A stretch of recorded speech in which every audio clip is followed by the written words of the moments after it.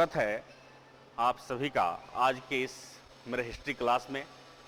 आज के history class में हम लोगों ने जो पहले पढ़ा था कुछ टॉपिक को, उसी को आगे बढ़ाने की कोशिश करेंगे और उसके प्रमुख मुद्दों पर हम विशेष ध्यान देंगे।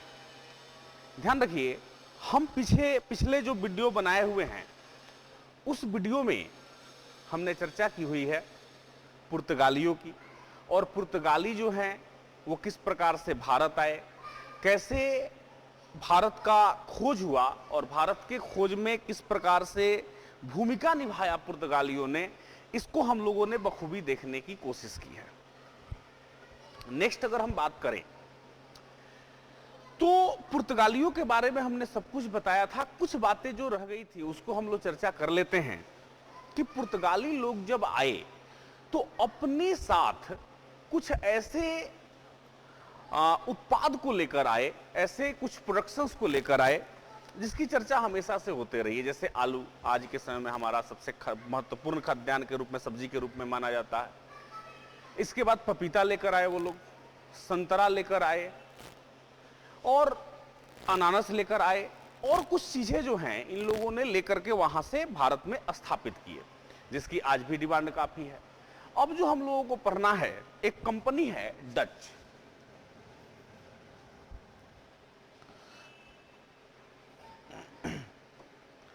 एक कंपनी है डच। ऐसे तो कहा जाए तो डच ईस्ट इंडिया कंपनी की स्थापना 1602 में हुई, लेकिन 1602 से पहले डच के लोग जो है भारत की यात्रा 1596 में कर चुके थे, 1596 में कर चुके थे। अब ध्यान रखिएगा कि 1602 में वहां का जो शासन है, शासन ने कुछ शेयर होल्डिंग कंपनियों को एक साथ जोड़कर डच ईस्ट इंडिया कंपनी के रूप में स्थापित किया, और शासन ने यानी कि वहां के गवर्नमेंट ने, नीदरलैंड को ही डच कहा जाता है, तो नीदरलैंड के गवर्नमेंट ने उससे 21 वर्षों का पूर्व में व्यापार करने का अनुमति प्रदान कर दिया। किसे कर दिया? तो डच लोगों को। अब ध्यान रखिए, ये डच लोग केवल भारत के लिए नहीं आ रहे हैं, ये डच लोग पूर्वी क्षेत्रों में, मतलब जो आप यूरोप देख रहे हैं तो दक्षिणी पूर्वी एशिया की बात हम कर रहे हैं, जहां पर उन लोगों ने अपने व्यापारिक षड्यंत्र को स्थापित किया। कौन कौन सा जगह था इसको भी हम लोग समझने की कोशिश करेंगे। तो 1602 में डच आ गए। अब डच लोग जो आए तो इनकी प्रक्रिया क्या थी, थोड़ा सा हम लोग समझने की कोशिश करते हैं।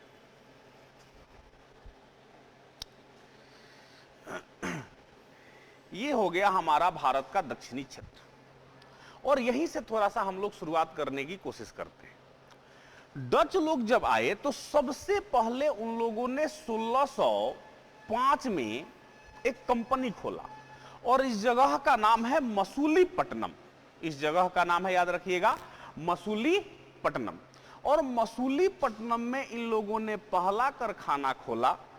इसके बाद धीरे धीरे भारत के क्षेत्रों में इनका विकास होना शुरू हुआ, और ये चूंकि नीदरलैंड से थे, और नीदरलैंड का जो नेवी था वो काफी पावरफुल था, और उन लोगों का भी जिस प्रकार से पुर्तगाली लोग पहले जलीय व्यापार पर नियंत्रण कर चुके थे, अब ये लोग यहां पर आकर, यानी कि भारत में आकर पुर्तगालियों को जबरदस्त तरीके से चुनौती देने लगे। ध्यान रखिएगा, एक एक चीजों को हम आपके सामने तोड़ तोड़ कर समझाएंगे, लेकिन कुछ चीजें जो हैं उसको हम पहले समझ लेते हैं। अगर आप पूर्णतः मैप को देखेंगे तो आपको पता लगेगा ये जो क्षेत्र है हमारा बंगाल का क्षेत्र रहा है, और इसी बंगाल में बिहार वगैरह का भी क्षेत्र रहा है। तो अब डच जो है यहां से जब निकले तो वो चले गए बंगाल में, और बंगाल में ध्यान रखिएगा इनके जो महत्वपूर्ण स्थल थे, एक एक चीजों को समझ लीजिएगा। उसमें था पुलिकट, बंगाल का एक जगह है पुलिकट, पुलिकट के बाद एक जगह का नाम और आता है जिसका नाम है हल्दिया। हल्दिया। तीसरा बंगाल का क्षेत्र है जिसका नाम है चिन सूरा। ध्यान रखिएगा।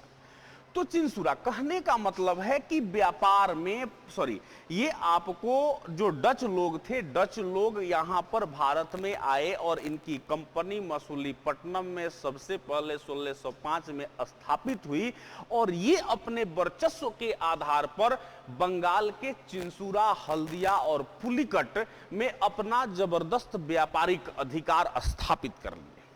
अब थोड़ा सा हम लोग एक चीज समझने की कोशिश करते हैं। हमने जो पीपीटी अपना तैयार किया हुआ है ये केवल मैप है, इससे ज्यादा कुछ नहीं है। और हमने कहा आपसे कि हम डचों के बारे में पढ़ रहे हैं, तो सबसे महत्वपूर्ण बात कि डच की जो फैक्ट्री है इसको तो हम लोगों ने देख लिया कि आते ही इन लोगों का जो कंपनी है वो खुल गया आपको मसूलीपट्टनम में और बंगाल के क्षेत्रों में। लेकिन क्या ये भारत के क्षेत्र में केवल इन्हीं जगहों पर व्यापार करते थे? नहीं, और सारे भी क्षेत्र हैं जिसके बारे में हम बखूबी चर्चा करेंगे। ये लोग आए तो देखिए यहां पर आपको दिख रहा होगा ये इंडिया है। इंडिया के साथ साथ ये इंडोनेशिया और मलेशिया पर भी अधिकार कर लिए और इंडोनेशिया मलेशिया के साथ जावा, सुमात्रा आदि द्वीपों पर भी इन लोगों ने अपना व्यापारिक अधिकार कर लिया था। अगर हम समझेंगे तो हमें समझ में आ जाएगा। ध्यान रखिए कि यहां जो है इंडोनेशिया है, इंडोनेशिया है और यहीं पर मलेशिया है, यहीं पर मलेशिया है, यहीं पर जावा है और यहीं पर सुमात्रा है। मतलब कहने का कि भारत के साथ साथ इन लोगों का पूर्वी दक्षिणी एशिया के भी महत्वपूर्ण व्यापारिक क्षेत्रों पर अधिकार हो गया। मतलब इन सारे क्षेत्रों पर भी इन लोगों ने अधिकार कर लिया। अब थोड़ा सा आगे बढ़ते हैं। इन लोगों का अधिकार जो है तमिलनाडु का एक क्षेत्र है जिसका नाम है नेगपट्टम। इन लोगों का अधिकार इस नेगपट्टम में भी हो गया। मतलब कहा जा सकता है कि भारत के पश्चिमी क्षेत्रों के अच्छे और महत्वपूर्ण खिलाड़ी बन गए डच। लेकिन कहा जाता है कि किसी की भी क्षमता हमेशा बरकरार नहीं रहती, कभी ना कभी टूट ही जाता है, गुमान टूट ही जाता है। अब ये लोग जो हैं काफी पावरफुल स्थिति में आने लगे हैं और ये सबसे बड़ी चुनौती पेश करने वाले हैं सबसे पहले आने वाले पुर्तगालियों के। पुर्तगालियों के सामने जो ये चुनौती पेश करेंगे, ध्यान रखिएगा कि ये उन लोगों का बड़ा ही महत्वपूर्ण एक केंद्र जिसका नाम है कोचिन, जिसका नाम है कोचिन, जिस पर सबसे पहला व्यापारिक केंद्र स्थापित किया था पुर्तगालियों ने। तो इस कोचिन को वो आसानी से क्या करेंगे? छीन लेंगे। मतलब ये डचों के हाथ में कोचिन हो जाएगा। आप चिंता नहीं करिएगा, आप जितने भी लोग पढ़ रहे हैं आप सभी को पीडीएफ से सब कुछ मिल जाएगा। मतलब पीडीएफ के साथ क्वेश्चन भी मिलेगा आपको और ये जो आप कंसेप्ट समझ रहे हैं ये तो समझ ही रहे हैं। कोचिन में उन लोगों ने अधिकार कर लिया। इसके बाद महत्वपूर्ण व्यापारी क्षेत्र सूरत था। सूरत में भी इन लोगों का अधिकार हो गया। मतलब भारत के लगभग सभी क्षेत्रों पर जो कि व्यापारिक ढंग से काफी अच्छा था, जिसकी समृद्धि थी, उन सभी समृद्ध व्यापारिक क्षेत्रों पर डचों ने अपना अधिकार स्थापित कर लिया।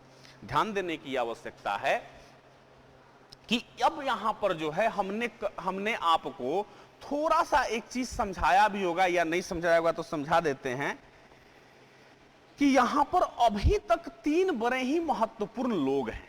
एक है अंग्रेज, दूसरे हैं पुर्तगाली और तीसरे हो गए डच। तो अब जो है इन लोगों का कहीं ना कहीं व्यापारिक प्रतिद्वंदिता तो रहेगा। अब यहां पर कोचिन में स्थापित कर लिया और धीरे धीरे अन्य भी जो क्षेत्र थे वहां डचों ने इन लोगों को परेशान करना शुरू कर दिया। अब अगर हम पीपीटी में एक चीजों को देखें तो हमने सबसे बड़ी बात कही थी कि डचों द्वारा किया गया निर्यात और डचों के व्यापार का अंत, ये दो बड़ा महत्वपूर्ण टॉपिक है, यहीं पर आपको समझाएंगे। इंडिया से जो ये इतना व्यापार करते थे, इंडिया से ये सोरा का व्यापार करते थे, इसमें आपको बता देते हैं। ये जितने सारे क्षेत्र हैं, ये जितने सारे क्षेत्र हैं, मतलब जो भारत के क्षेत्र हैं, इन सभी क्षेत्रों में जो व्यापार ये लोग करते थे उसमें सबसे महत्वपूर्ण था आपको सोरा, अफीम, ध्यान रखिएगा, सोरा हो गया, अफीम हो गया, फिर से आपको रेशमी वस्त्र हो गया, रेशमी वस्त्र हो गया, सूती वस्त्र हो गया, सूती वस्त्र हो गया। तो इन सारे कुछ महत्वपूर्ण चीजों का ये लोग व्यापार भारत से करते थे। इनका व्यापार अत्यधिक मसालों का इंडोनेशिया और मलेशिया से होता था। उम्मीद करते हैं आप लोग एक एक चीजों को समझ गए होंगे। डच ईस्ट इंडिया कंपनी के बारे में थोड़ा चर्चा आपके सामने और कर दें। यहां पर आप लोग शायद समझ गए होंगे, तो इसे हम मिटाकर थोड़ा एक बार और बताने की आपको कोशिश करते हैं फिर से।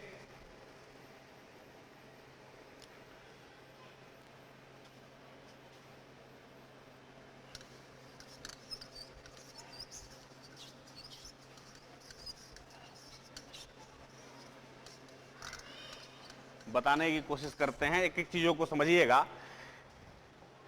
ध्यान दीजिए कि हमने कहा कि इन लोगों का जो व्यापार होता था, मतलब डचों का जो व्यापार होता था, कहां से? भारत से। डचों का जो व्यापार होता था भारत से, उसमें क्या क्या प्रमुख था इसको समझ लेते हैं। ध्यान रखिए, हमने लिखवाया सोरा, हमने बताया आपको अफीम, हमने बताया आपको अफीम, अफीम के बाद हमने आपसे कहा रेशमी वस्त्र, रेशमी वस्त्र, और हमने आपको बताया सूती वस्त्र, सूती वस्त्र। इन चीजों का ये भारत से व्यापार करते थे, जबकि इंडोनेशिया और मलेशिया से, इंडोनेशिया और मलेशिया से, ध्यान रखिएगा, ये मसालों का व्यापार करते थे। ध्यान रखिए। अब भारत के कुछ क्षेत्र को हम लोग समझेंगे, इसको आप लोग अच्छे से देख लीजिएगा। इंडोनेशिया और मलेशिया से मसालों का व्यापार करते थे, और यहां पर जो है भारत से किस किस चीज का व्यापार करते थे? सोरा, अफीम, रेशमी वस्त्र और सूती वस्त्र का प्रयोग करते थे। थोड़ा सा हम लोग आगे बढ़ने की कोशिश करते हैं और फिर हम भारत के क्षेत्रों को समझते हैं। तो ये भारत के कुछ क्षेत्रों से किस किस चीज का करते थे, इस चीज को थोड़ा सा ध्यान रखिएगा कि भारत के क्षेत्र की बात करें तो ये भारत का एक जो पुलिकट वाला क्षेत्र था, पुलिकट जो कि बंगाल में हुआ करता था, पुलिकट में ये लोग सोने का एक स्वर्ण का पगोडा नामक सिक्का भी चलाया करते थे। मतलब कहने का कि अब सिक्का भी चलाते हैं तो इनका कितना जबरदस्त व्यापारिक एकाधिकार हो चुका होगा, आप शायद अंदाजा लगा सकते हैं। अब देखिए कि एक्चुअल में इनका पतन कैसे हुआ, जो कि हमने चर्चा की हुई है।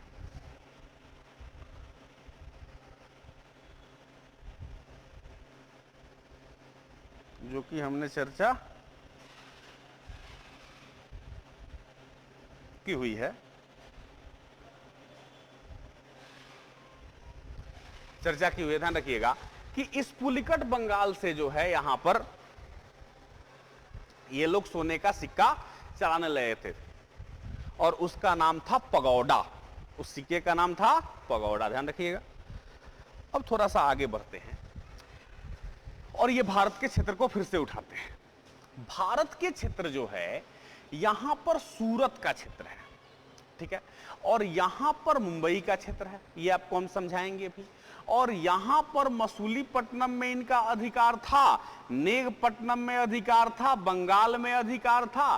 तो ध्यान रखिए कि यहां पर यानी कि नीदरलैंड यानी कि डच और अंग्रेजों के बीच यूरोप में ही प्रतिद्वंदिता चल रही थी और वहां पर दोनों के बीच युद्ध चल रहे थे। डचों ने अपने शक्ति का प्रदर्शन करते हुए अंग्रेजों के नाव को, अंग्रेजों के बोटों को पकड़कर रख लिया इन क्षेत्रों में, और यहां पर भी पकड़कर रख लिया, आगे बढ़ने नहीं दिया, जिस कारण यहां पर युद्ध होने शुरू हो गए। सबसे महत्वपूर्ण हुआ, यहां पर हमने आपको बताया था एक क्षेत्र जिसका नाम था चिनसूरा, बंगाल का क्षेत्र था। इस चिनसूरा के बगल में एक वेदरा नामक स्थान है और वेदरा में ही 1759 में अंग्रेजों से लड़ाई हुई और इस लड़ाई में डच जो है पराजित हो गए और उन लोगों के साथ जो संधि हुई, इस संधि में यह निर्णय हुआ, क्योंकि एक बात आपको हम स्पष्ट कर दें कि भारत का जो व्यापारिक क्षेत्र था, इस पर जो डचों का अधिकार था व्यापारिक, वो निश्चित रूप से सेकेंडरी प्रायोरिटी के साथ था। फर्स्ट प्रायोरिटी जो है वो इंडोनेशिया, मलेशिया, जावा, सुमात्रा, इन सारे द्वीपों को, थोड़ा आप मैप पर इन सारे चीजों को देखिएगा तो मुझे उम्मीद है कि ज्यादा से ज्यादा आपको समझ में आने वाला है।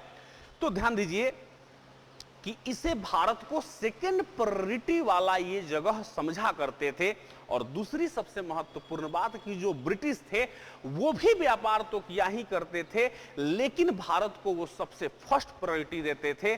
तो इस प्रकार दोनों के बीच जब संधि हुई तो यह घोषित कर दिया गया, यानी कि डचों को कहा गया कि आप मलेशिया में चले जाइए, इंडोनेशिया में, वहां से जबरदस्त व्यापार करिए और हमको भारत से व्यापार करने दीजिए। मतलब अंग्रेजों ने अपना फर्स्ट प्रायोरिटी वाला कंट्री इंडिया को घोषित किया और उन लोगों ने इंडोनेशिया और मलेशिया को। यही डच था और इसी से आपको प्रश्न क्रिएट किए जाते हैं, जो कि आपको प्रश्न हम पीडीएफ के माध्यम से सेंड कर देंगे। ध्यान दीजिए, अब जो हम लोग इस चीज को पढ़ लिए हैं, थोड़ा सा एक बार हम लोग समझ लेते हैं मैप के आधार पर।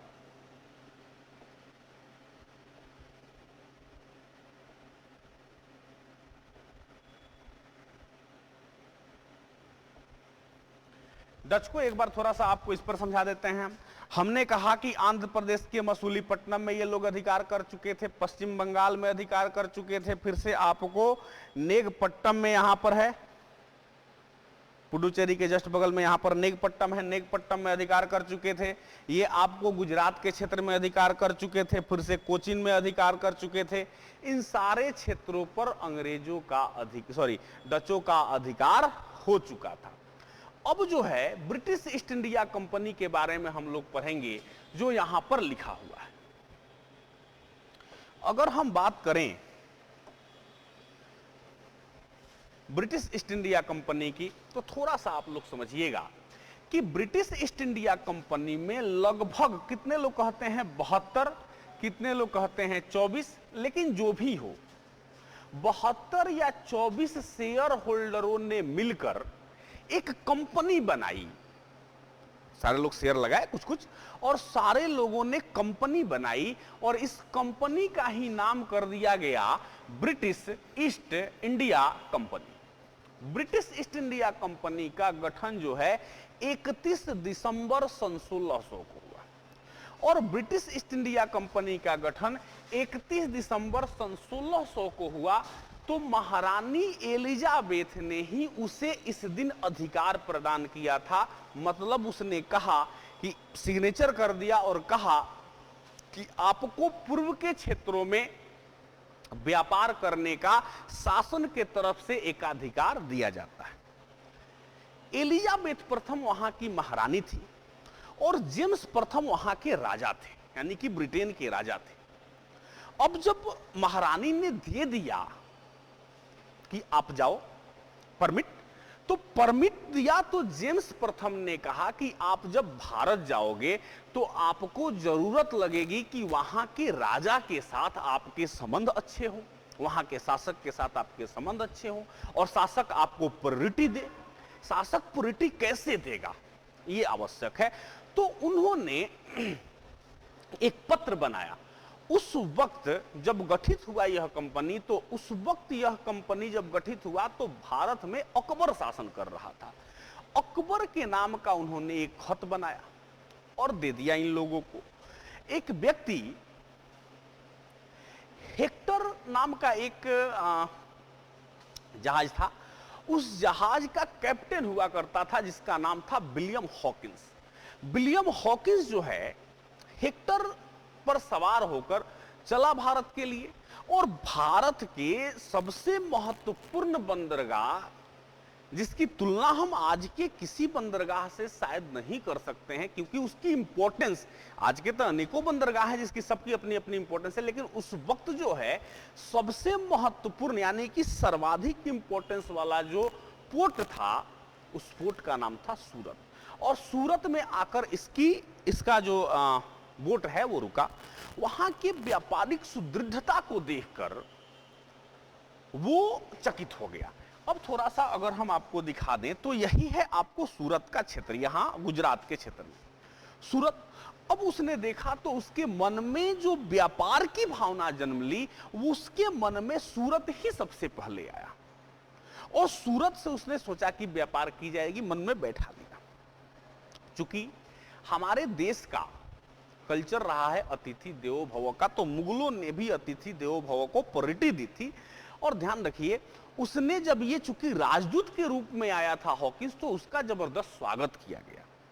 राजदूत के बड़े कर्तव्य होते हैं और उस कर्तव्य का निर्वहन बड़ा आवश्यक होता है। मतलब राज दरबार में या किसी दूसरे दरबार में जाकर अपने शासक को, अपने लोगों को उनके सानिध्य के तौर पे दिखा देना और उनसे अपने रिलेशन को मजबूत करना, ये उसके हाथ में होता है राजदूत के। इसलिए राजदूत जो है बहुत सोच समझकर चुना जाता है। तो हॉकिंस ने जाते ही, चूंकि मुगलिया भाषा में, ध्यान रखिएगा, मुगलिया शासन में फारसी भाषा को तरहीज दी जाती थी और वही राज्य भाषा थी, ध्यान रखिएगा। लेकिन एक बात आपको हम बताना भूल गए थे कि 1605 में अकबर की मृत्यु हो चुकी थी और अब ये 1608 में आया था। तो शासक कौन था भाई? तो जहांगीर था, और जहांगीर को चित्रकारी से बड़ा प्रेम था। अब इस चित्रकारी से प्रेम के कारण जहांगीर के पास जब हॉकिंस पहुंचा, तो हॉकिंस चित्रकारी में भी रुचि रखता था। एक तो फारसी भाषा बोला, दूसरा चित्रकारी करके दिखा दिया। अब जहांगीर के अंदर चित्रकारी की इतनी प्रबल भावना थी कि वो किसी भी चित्र को देखकर बता देता था कि ये किस चित्रकार द्वारा बनाया गया होगा, आप समझ सकते हो।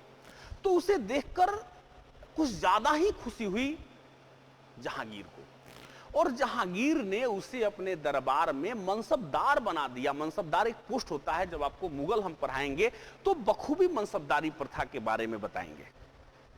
ध्यान रखिए कि मनसबदारी प्रथा जो है, मनसबदार जो उसे बना दिया, तो उसे एक पद मिल गया, मुकम्मल एक पद उसको मिल गया। और पद मिलने के बाद उसने अपने दाव को जो खेलना होता है वो इस दरबार में खेला, और बहुत सारे बहुमूल्य गिफ्ट को लेकर आया था। ये गिफ्ट जो है जहांगीर को जब दिया तो जहांगीर खुश हो गया, और जहांगीर खुश होकर, चूंकि पहले से ही इंप्रेस्ड था, तो उसने कहा कि मांगो, आप क्या कहना चाहते हो? तो उसने कहा कि हम आपके यहां व्यापार करना चाहते हैं। तो बोला कि ये कौन सी बड़ी बात है, हमने आपको अनुमति दिया। बोला कि अनुमति दिया ठीक है, हम चाहते हैं कि मेरा व्यापारिक कंपनी जो है वो सूरत में खुले। ध्यान रखिएगा, अंग्रेज बड़ा चालाक थे। 1608 का समय था और सूरत में व्यापारिक कंपनी खोलने की बात हो गई। सूरत में कंपनी खुल भी गई, लेकिन जैसे ही कंपनी खुली, चूंकि पुर्तगाली यहां से व्यापार करते थे और पुर्तगालियों का ये बड़ा ही महत्वपूर्ण क्षेत्र माना जाता था, तो सूरत से व्यापार के चलते उन लोगों ने विरोध कर दिया, विद्रोह कर दिया। अब जब विद्रोह कर दिया पुर्तगालियों ने, तो चूंकि इनकम जो थी अभी पुर्तगालियों से थी शासक को, यह भी एक लालच था, तो उसने हॉकिंस को मना कर दिया। मतलब कंपनी खुला और खुलने के साथ ही बंद हो गया, विवाह में ही श्राद्ध हो गया, आप लोग समझ रहे होंगे। ध्यान रखिएगा, लेकिन अंग्रेजों ने हार नहीं मानी, कहा कि ठीक है कोई बात नहीं। 1611 में यही मसूलीपट्टनम में उन लोगों ने पहला व्यापारिक कंपनी खोला जो कि सफल रहा। और सफल पूछे तो आपका कौन है, यहां पर सूरत है। असफल वाले में सूरत है और सफल मसूलीपट्टनम है। मसूलीपट्टनम में जब इन लोगों ने कंपनी खोल लिया तो इनका एस्टेब्लिशमेंट जो है वो होना शुरू हो गया। अब ध्यान रखिए, तब तक जो शासक था जहांगीर और पुर्तगालियों के बीच कुछ बननी बंद हो गई। मतलब उन लोगों का जो संबंध था वो आपस में थोड़ा डिस्टर्ब हो गया।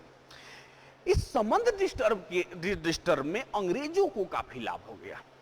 फिर से सूरत में कंपनी खोलने का अधिकार मिल गया अंग्रेजों को, और अंग्रेज जो है सूरत में अपनी दूसरी कंपनी स्थापित कर लिया। ध्यान रखिएगा, ये मसूलीपट्टनम से अब कहां पहुंच गए, गुजरात के सूरत में, महत्वपूर्ण व्यापारिक क्षेत्र में। और इस क्षेत्र को यानी कि सूरत को first priority of trade center इन लोगों ने स्थापित किया। ध्यान रखिएगा, first priority of trade center इन लोगों ने स्थापित किया इस क्षेत्र को। अब जब यहां और यहां दोनों जगह स्थापित हो गया तो यहां पुर्तगाली मानने वाले नहीं थे। तो एक युद्ध हुआ जिस युद्ध का नाम हम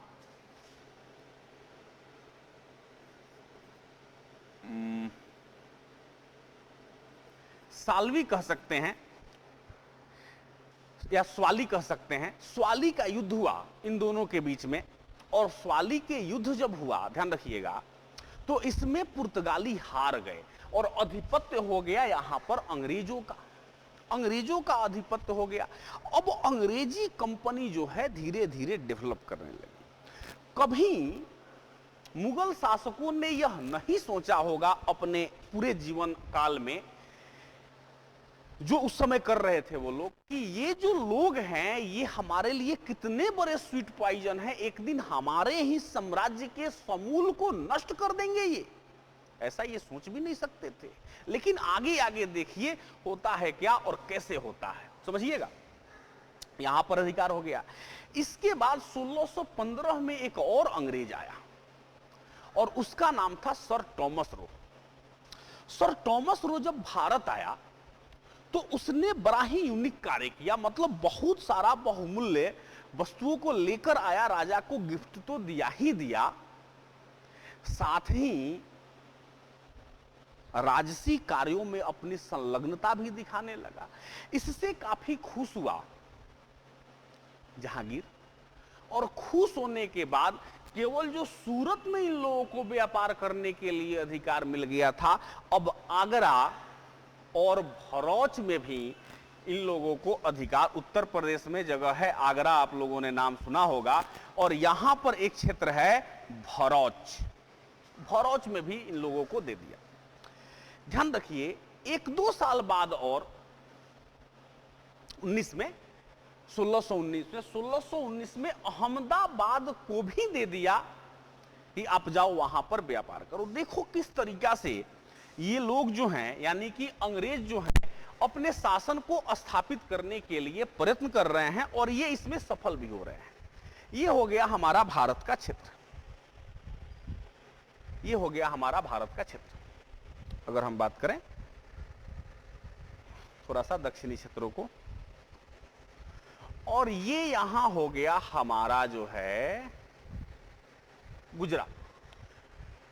इन क्षेत्रों में जो सबसे महत्वपूर्ण व्यापारिक केंद्र थे, जैसे सूरत को तो दे ही दिया। सूरत के साथ साथ हमने कहा कि जब सर टॉमस रो आया तो भरौच भी दे दिया गया, और भरौच के बाद अहमदाबाद भी दे दिया गया, और इधर उत्तर प्रदेश में आगरा भी दे दिया गया। मतलब आप समझ सकते हैं कि अंग्रेजों ने कैसा गेम खेला। इन सारे क्षेत्रों में अधिकार हो गया है, और यहां पर मसूलीपट्टनम है, इसमें इन लोगों का तो अधिकार है ही। आगे बढ़ते हैं हम चीजों को लेकर। ध्यान रखिएगा, चूंकि शासक के ये पक्ष में आ चुके थे, शासक के ये पक्ष में आ चुके थे, तो अब इनका विरोधी थोड़ा कम लोग हुआ करते थे उस वक्त में। जितने भी सूबेदार वगैरह थे, ये सब लोग भी कहीं ना कहीं अंग्रेजों के सपोर्ट में थे। ध्यान रखिएगा, आप लोगों ने अहमदनगर, गोलकुंडा, बीजापुर, बरार, इन सारे क्षेत्रों का नाम सुना होगा। ये अगर हम पर्सन कहें कि गोलकुंडा है तो आपको मान लेना चाहिए। गोलकुंडा जो है, और ये बंगाल की खाड़ी है। अब बंगाल की खाड़ी व्यापार के लिए बहुत महत्वपूर्ण है, तो उन लोगों ने गोलकुंडा के जो सूबेदार थे, गोलकुंडा के सूबेदार से गोलकुंडा के व्यापारिक क्षेत्रों से व्यापार करने का अनुमति ले लिया। मतलब गोलकुंडा का व्यापारिक क्षेत्र भी अंग्रेजों के हाथ में आ गया। ध्यान रखिएगा। अब ध्यान दीजिए, फ्रांसिस डे नामक एक अंग्रेज था, बहुत समझदार था।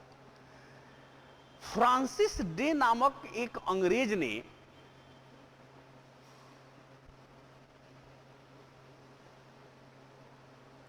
चंद्रगिरी के राजा से, ध्यान रखिएगा, चंद्रगिरी के राजा से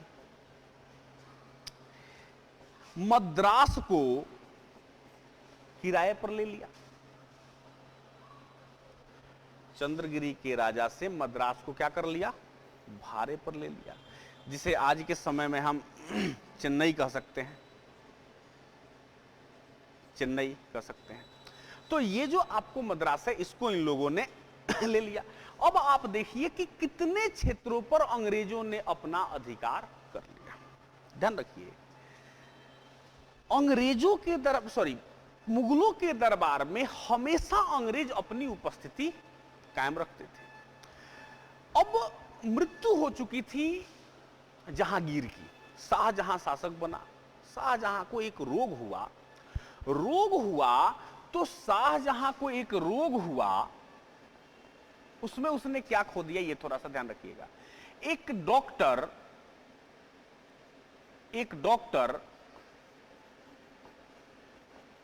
बॉफ्टन ने शाहजहां के रोग को ठीक कर दिया।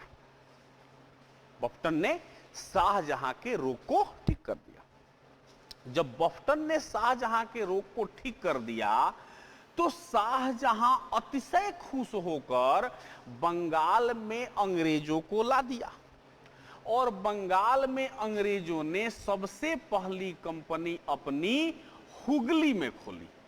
नाम सुना होगा आप लोगों ने हुगली का।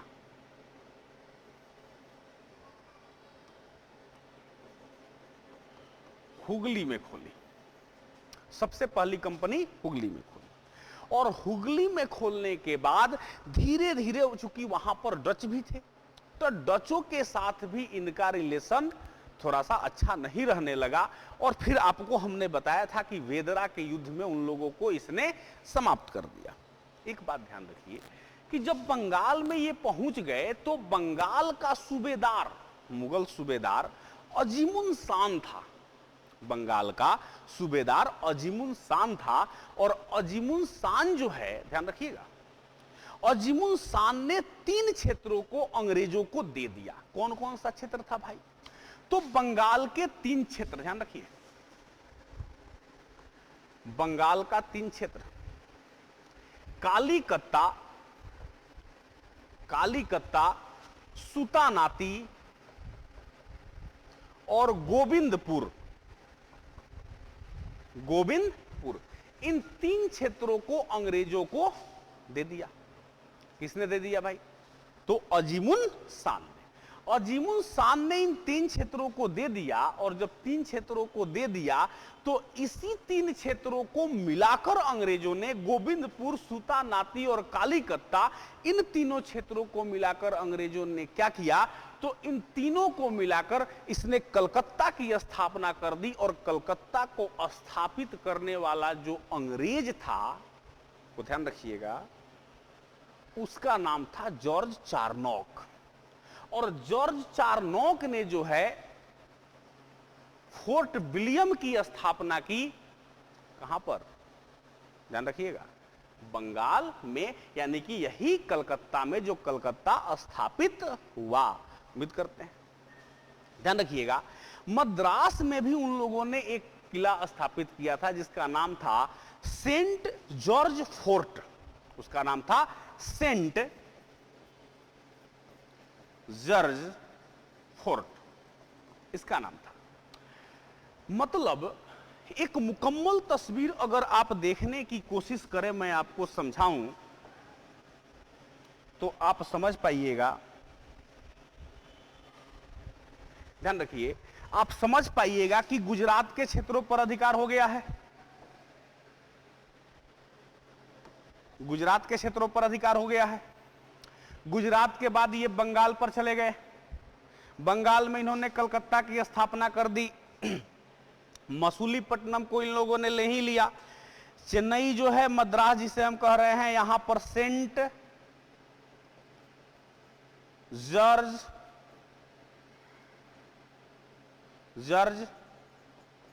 फोर्ट का इन लोगों ने निर्माण कर ही दिया। तो इस प्रकार से आप देखिए किस तरह से अंग्रेज जो है धीरे धीरे धीरे धीरे भारत के क्षेत्रों में छाते जा रहे हैं। ध्यान दीजिए, ये सब घटना हुआ, तब तक एक बड़ा ही अजीब सी घटना हुई और अंग्रेजों के व्यापार में बड़ा बदलाव हुआ। औरंगजेब के मृत्यु के बाद अंग्रेज जो है और ज्यादा पैठ बनाने में सफल हो गए, क्योंकि उत्तरवर्ती मुगल काल को जब आप पढ़िएगा आपको खुद ही एहसास होगा कि उत्तरवर्ती मुगल काल में कोई भी ऐसा व्यक्ति शासक नहीं हुआ मुगलों में जो कि अपने सल्तनत को सही तरीके से बचाकर रख सके। ध्यान रखिए, हम क्या कहना चाहते हैं कि एक शासक हुआ उत्तरवर्ती मुगल में जिसका नाम था फर्रुखसियर, और फर्रुखसियर ने अंग्रेजों को यहां पर इस कदर स्थापित कर दिया कि फिर यहां से उनको हिलाना मुश्किल था।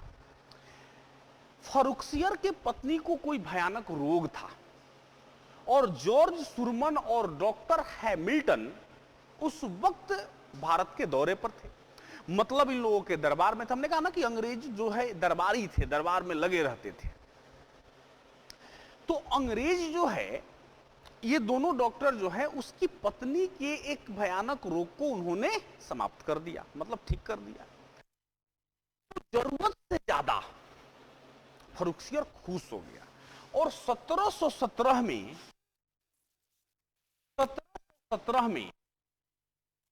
एक फरमान दिया। 1717 में एक फरमान दिया जिसे हम गोल्डन अपॉर्चुनिटी ऑफ ब्रिटिशर्स कहते हैं, ब्रिटिश के लिए सुनहरा फरमान कहते हैं। क्या कहा, इसने मात्र 3000, समझ रहे होंगे आप, 3000 के ईयरली रेंट पर बंगाल में व्यापार करने का अधिकार दे दिया। जी हाँ, वही बंगाल जो आज के समय में बांग्लादेश भी है, फिर से आपको बिहार और पश्चिम बंगाल आज का, और फिर आपको कुछ असम वगैरह का पड़ोसी सारा क्षेत्र जो है उसी में, यानी कि बंगाल में सम्मिलित था। उम्मीद करते हैं इस बात को समझ रहे होंगे। तो ये 3000 में मात्र, जो कि वो EEZ क्षेत्र हम कह सकते हैं, स्पेशल ऑफ इंडिया कहा जा सकता है बंगाल को, इतने राजस्व उससे प्राप्त होते थे।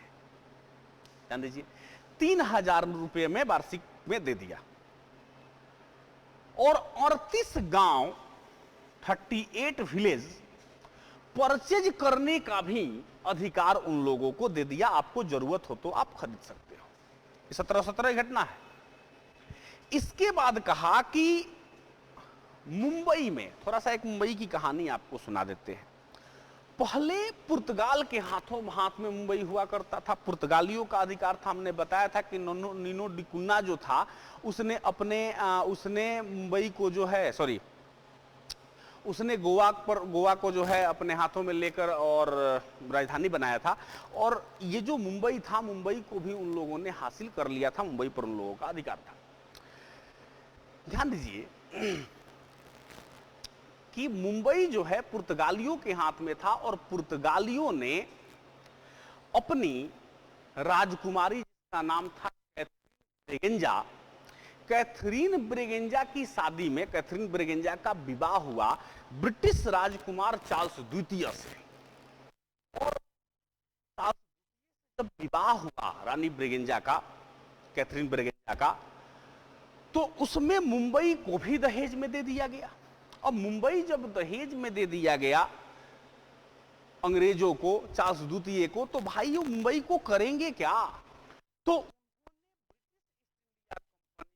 व्यापार करने के लिए, ध्यान रखिएगा, व्यापार करने के लिए 10,000 पाउंड के वार्षिक किराए पर दे दिया। अब मुंबई किसके कब्जे में आ गई? तो भाई अंग्रेजों ने एक वहां पर गवर्नर को बैठाया, उस गवर्नर का नाम था, ध्यान रखिएगा, मुराद ऑफ यार। और मुराद ऑफ यार को वास्तविक संस्थापक माना जाता है मुंबई का, और मुंबई का पूरा संरक्षण करने के साथ साथ उसे इंपॉर्टेंट व्यापारिक एरिया घोषित कर दिया, और उन लोगों का बड़ा ही महत्वपूर्ण। मुंबई से ये लोग सिक्के जारी करते थे, मतलब कंपनी अपना सिक्का भी जारी करती थी। तो पूरे भारत में यह सिक्का चलाने का आदेश, इसके बाद आपको सूरत सहित महत्वपूर्ण गुजरात के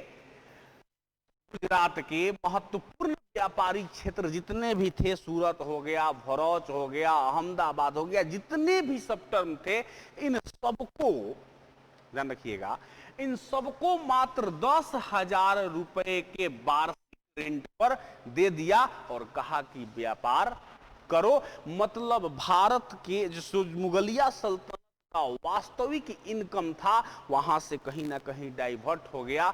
और मेन जो कहानी यहां पर हम आपको बता रहे हैं कि अंग्रेजों के हाथ में आर्थिक सत्ता धीरे धीरे आने लगी, अंग्रेज धीरे धीरे करप्शन को जन्म लेने लगे। आपको हम फ्रांसीसी पढ़ाएंगे अभी, तो फ्रांसीसी के बारे में आपको हम समझाएंगे प्रकार से फ्रांसीसी को भी अंग्रेजों ने पराजित कर दिया। और जब सारे यूरोपियन शक्ति अंग्रेजों पराजित कर दिया, तो अपने वर्चस्व को किस तरह से उन लोगों ने साबित करने के लिए भारतीय क्षेत्रों पर अधिकार करना शुरू किया, जिसमें पलासी की लड़ाई से लेकर फिर से आपको देखने को मिलेगा बक्सर के युद्ध को देखने को मिलेगा, फिर आपको मैसूर युद्ध देखने को मिलेगा, आंग्ल मराठा देखने को मिलेगा। इन सभी चीजों पर हम लोग बेहतरीन डिस्कशन करेंगे। थोड़ा सा समझने की कोशिश करते हैं। टाइम कर देंगे, टाइम।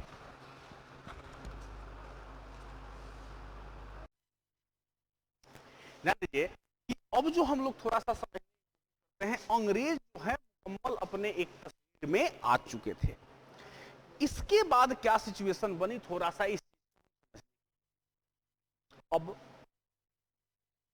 1616 में डेनिस आ गए, लेकिन इनके बारे में कुछ विशेष नहीं पढ़ना है, ये बाद में चलकर अंग्रेजी में कन्वर्ट हो जाएंगे, वो अलग कहानी है, उसको थोड़ा सा समझ लेंगे। लेकिन अब जो सबसे महत्वपूर्ण है फ्रांसीसी, इनको थोड़ा सा हम लोग समझने की कोशिश करते हैं और हम इसे मिटाते हैं। हम लोगों का अंग्रेज समाप्त हुआ। पीडीएफ आप सभी को मिल जाएगा और जो भी चीजें आपको जरूरत होगी, क्वेश्चन वगैरह सब हम सॉल्व करा देंगे। आपको टेंशन लेने की आवश्यकता बिल्कुल भी नहीं है। ध्यान रखिए, अब हम लोग को जो पढ़ना है वो पढ़ना है फ्रांसीसी। फ्रांसीसी ईस्ट इंडिया कंपनी। फ्रांसीसी ईस्ट इंडिया कंपनी में भी कुछ इसी तरह से बहुत सारे कंपनियों का एक मिश्रण था और 1664 में इसकी स्थापना हुई। उस समय फ्रांस का जो शासक था उसका नाम था लुई 14 और वहां का जो प्रधानमंत्री था उसका नाम था काल्बर्ट। काल्बर्ट और लुई 14वां ये दोनों परस्पर अच्छे संबंध में रहते थे। और ध्यान रखिए कि इन लोगों के चलते ही फ्रांसीसी ईस्ट इंडिया कंपनी की स्थापना हो सकी और भारत में इनका प्रवेश हुआ, जो कि अंग्रेजों के सबसे बड़े प्रतिद्वंदी के तौर पर ये सामने आए। कोशिश करते हैं थोड़ा सा समझने की। फ्रांसीसी ईस्ट इंडिया कंपनी का गठन 64 में हो गया और 64 में गठन होने के बाद ये सबसे पहले पहुंचे 1667 या 68 में सूरत में। सूरत में सबसे पहली कंपनी इनकी खुल गई सूरत में। सूरत में खुलने के बाद ध्यान रखिएगा, ये मसूलीपट्टनम में भी अपनी दूसरी कंपनी खोल लिए। धीरे धीरे इनका भी विस्तार होने लगा भारत में। लेकिन जैसे ही इनका विस्तार होगा, प्रतिद्वंदिता तो बढ़ेगी। एक जो इन लोगों का सेक्रेटरी था, इस कंपनी का सेक्रेटरी था, उसका नाम था मार्टिन। उसका नाम था मार्टिन। और मार्टिन जो था काफी अपने व्यक्तित्व से प्रभावित करने वाला व्यक्ति था। मतलब भारत के शासकों को अपने व्यक्तित्व से प्रभावित करके रखता था। ध्यान दीजिए। अब यहां पर जब उन लोगों की स्थापना हो गई तो एक जगह है बालीकोंडपुरम, ये तमिलनाडु के क्षेत्र में है। बालीकोंडपुरम,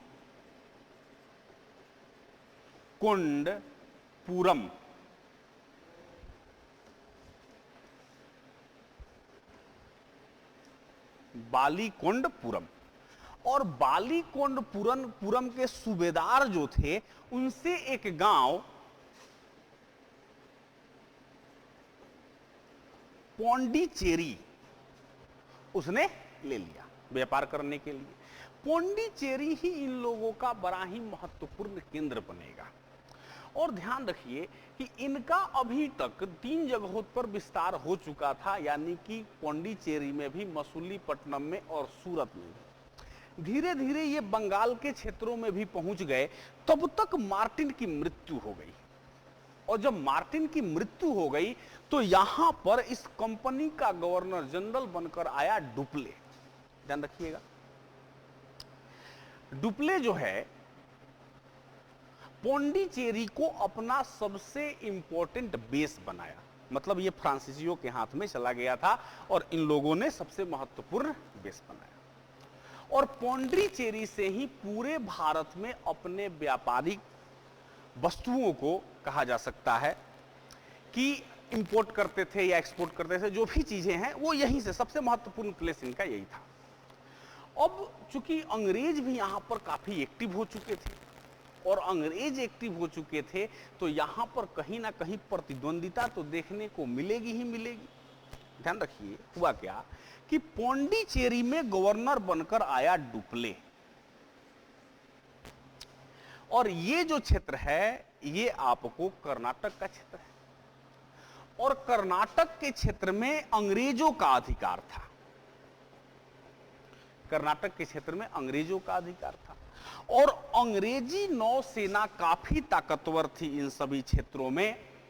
जैसे ही डुप्ले का जो बोट है वो इधर से गुजर के जा रहा था, इस मतलब बंगाल की खाड़ी से इधर आ रहा था, अरब सागर की तरफ जा रहा था, तो अंग्रेजी नौसेना यानी कि ब्रिटिश नेवी चीफ कमांडर, जिसका नाम था वार्नेट, वार्नेट ने इन लोगों को रोक लिया और बंदी बना लिया। जब बंदी बना लिया तो देखिए क्या हुआ। भारत के क्षेत्रों में क्या कर लिया था, बंदी बना लिया है यहां पर। किसको? डुप्ले को। एक अफ्रीका का ही द्वीप है जिसका नाम मॉरिशस है। मॉरिशस में फ्रांसीसी गवर्नर ला ब्रूडोन था। और ला ब्रूडोन जो है, ध्यान रखिएगा, फ्रांसीसी गवर्नर ला ब्रूडोन था और ला ब्रूडोन काफी ताकतवर था। डुप्ले ने ला ब्रूडोन के पास एक संदेश भेजा और अपना हालचाल बताया, भाई देखो हमारे को अंग्रेजों ने क्या कर दिया। ला ब्रूडोन को बड़ा दुख हुआ। ला ब्रूडोन वहां से वापस आया और अंग्रेजों की सेना जो इसे घेरे हुई थी, अंग्रेजों की सेना को घेर लिया। कौन? ला ब्रूडोन। कहां से आया? मॉरिशस से आया।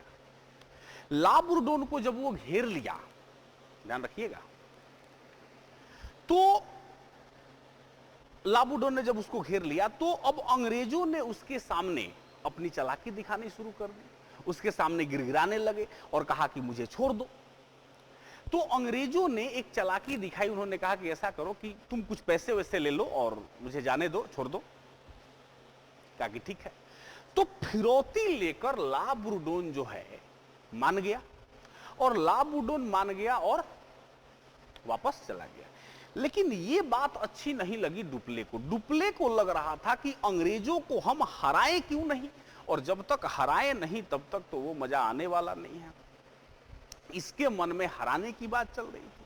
और कर्नाटक के, यानी कि ये कर्नाटक का क्षेत्र है, और कर्नाटक के नवाब जो थे उनका नाम था अनवरुद्दीन। कर्नाटक के नवाब जो थे उनका नाम था अनवरुद्दीन। अनवरुद्दीन जो है, थोड़ा समझिएगा, अब असहज महसूस कर रहे थे, इसलिए कि अंग्रेज और फ्रांसीसी यहां पर युद्ध की स्थिति में रह रहे थे। युद्ध होना शुरू हुआ तो यहां पर अनवरुद्दीन ने डुप्ले को रोका। डुप्ले को लगा कि हम हरा के ही जाएंगे, युद्ध करना शुरू कर दिया, रोका। तो डुप्ले ने उन्हें लालच दिया और कहा कि ऐसा है कि जो भी हम जीतेंगे तो हमको बस अंग्रेजों को हराने से मतलब है, जो भी मिलेगा हमको धन वो हम रखेंगे नहीं, हम आपको दे देंगे। थोड़ा लालच आया उनको, अनवरुद्दीन को, लालच में मान गए भाई चलो देगा तो कुछ। लालच में मान गए, दोनों के बीच युद्ध हुआ। लेकिन तब तक क्या हुआ कि ये युद्ध की जो शुरुआत हुई थी, इसका मेन रीजन और अंतिम पॉइंट दोनों एक साथ समझ लीजिए। इस युद्ध की शुरुआत जो है ये यूरोप में हुई थी, ऑस्ट्रिया के उत्तराधिकारी युद्ध को लेकर ब्रिटेन और फ्रांस के बीच में। और इसी के उत्तराधिकारी युद्ध के कारण यहां पर युद्ध छिड़ा हुआ था। तब तक ये युद्ध चल रहा था, और इसी युद्ध को हम प्रथम कर्नाटक युद्ध के नाम से जानते हैं, जो कि 1746 से लेकर 1746 से लेकर 48 तक चलता है। और 48 में जैसे ही यूरोप में दोनों देशों के बीच, फ्रांस और इंग्लैंड के बीच एक संधि, ए ला सापल की संधि हो जाती है, वहां से युद्ध विराम की घोषणा कर दी जाती है और युद्ध विराम कर दिया जाता है। मतलब यहां भी एक ला सापल की संधि द्वारा इस युद्ध को समाप्त कर दिया गया। निर्णायक अगर हम बात करें तो यहां पर कहीं ना कहीं डुप्ले हावी रहा अंग्रेजों पर, लेकिन युद्ध समाप्त करना पड़ा। ध्यान रखिए, ये पहला युद्ध। लेकिन अभी प्रतिशोध की ज्वाला जो है शांत नहीं हुई थी डुप्ले की। तब तक अनवरुद्दीन ने कहा कि भाई आपने पैसा देने का वादा किया था कि लड़ने दो, हम पैसा देंगे। डुप्ले ने कहा कि नहीं देंगे, क्या करिएगा। तो नहीं देंगे, इस कारण उसी कर्नाटक क्षेत्र में डुप्ले और अनवरुद्दीन भिड़ गए कि तुम दोगे, कहा नहीं, बोला कि हम नहीं देंगे। और अनवरुद्दीन ने 10,000 सैनिकों को महफूज खां अपने आर्मी कमांडर के नेतृत्व में 10,000 सोल्जर्स को भेजे डुप्ले को पराजित करने के लिए। लेकिन ध्यान रखिए, डुप्ले की मात्र 3,000 की सेना, जो कि संगठित थी, सुसज्जित थी, इस 10,000 सेना को गाजल मुल्ली की तरह काट दी, जिसे हम बैटल ऑफ सेंट थोमे भी कहते हैं। ये पूछ देता है कि सेंट थोमे का युद्ध निम्न में से किस कर्नाटक युद्ध का हिस्सा है, तो आपको बताना होगा कि प्रथम कर्नाटक युद्ध का हिस्सा है, क्योंकि प्रथम कर्नाटक युद्ध के समय में ही ये सारी चीजें हुई। अगर हम विस्तृत कहानी को नहीं समझेंगे तो पूरी मुकम्मल जो तस्वीर है वो हमें क्लियरली समझ में नहीं आएगा। ध्यान रखिए। अब फर्स्ट बैटल ऑफ कर्नाटक तो हो गया, सेकेंड बैटल ऑफ कर्नाटक की बात करते हैं। थोड़ा आपको समझना होगा। सेकेंड बैटल ऑफ कर्नाटक में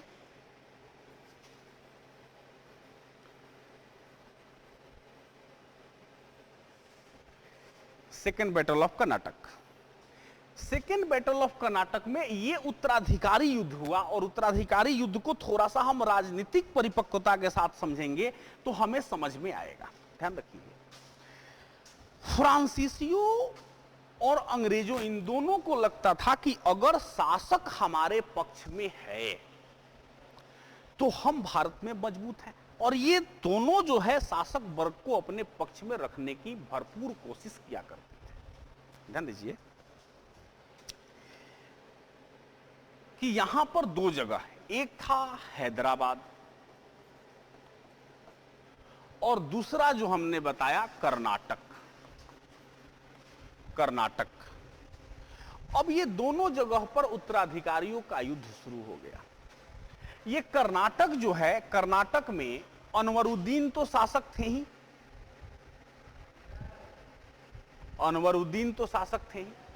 अनवरुद्दीन के एक बहनोई थे, यानी कि जीजा थे, जिसका नाम था चंदा साहब, चंदा साहब। और हैदराबाद में दो लोग थे, एक का नाम था नासिर जंग,